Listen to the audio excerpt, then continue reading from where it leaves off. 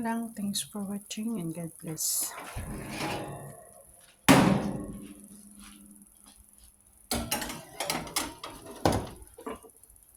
So, gawa tayo ng pizza dough.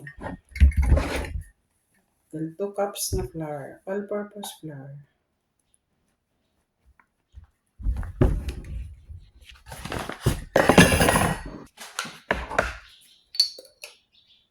Isang kutsaritang yeast. Isang kutsaritang asin. Isang kutsaritang sugar. Isang kutsarang nido powder, kahit anong powder pwede. 2 kutsarang olive oil. So, 4 na kutsarita kasi 2 kutsara siya. Lagay muna tayo ng 1/2 cup na water. Tingnan lang natin kung okay na siya sa 1/2. Saka 1/4, so 3/4 lahat yung ating 3/4 cup yung ating water.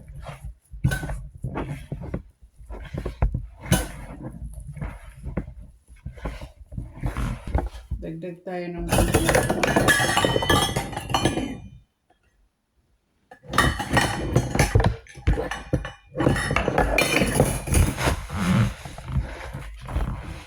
3/4 at saka 1/3. Ilan na yun?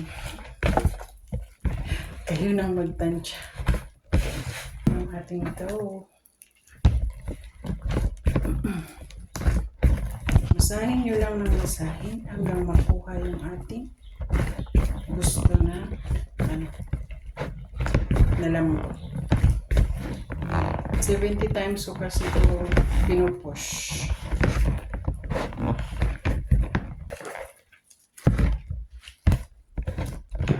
Ayan, lamasan lang natin siya ng ating olive oil. Kung wala naman kayong olive oil, pwede naman kayo gumamit ng cooking oil.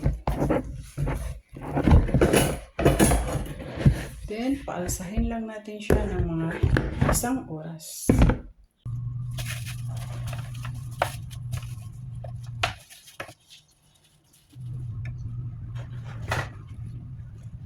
Ang sauce ko ay ginisang kamatis at saka ketchup.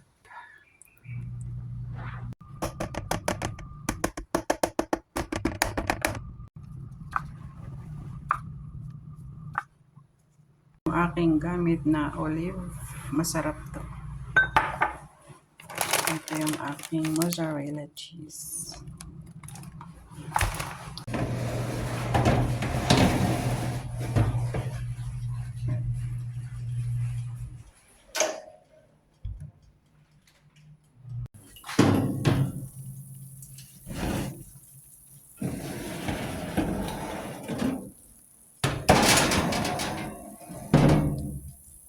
Luto na yung ating pizza.